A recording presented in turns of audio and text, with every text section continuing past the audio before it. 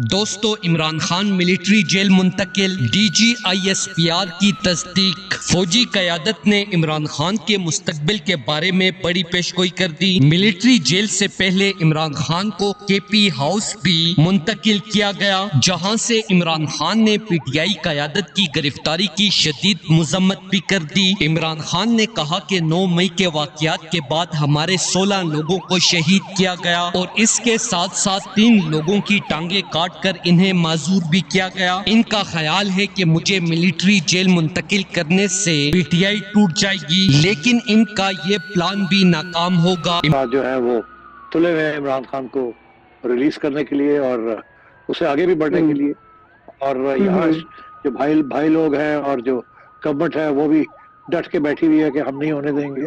तो वो हमेशा कहता था when an irresistible force meets an immovable object, irresistible force is Imran Khan and immovable object is भाई लोग। तो इसलिए अब ये मुल्क के लिए ये अच्छे हालात नहीं है। जब 9 मई का वाकया हुआ, एक इंतशारी टोले ने ये बातचीत करनी शुरू कर दी, प्रोपेगेंडा करना शुरू कर दिया। फौज ने इनको रोका क्यों नहीं? इनको गोली मार देते, क्योंकि इन्होंने गोली नहीं मारी इसका मतलब है इन्होंने खुद इनको लेके आए। वहाँ पे रियासत के खिलाफ, फौज के खिलाफ नारेबाजी, पथराव किया। उसमें कुछ मुसल्ला लोग पहले से शामिल थे, दे फायर्ड। उन्होंने वहाँ पे वो जो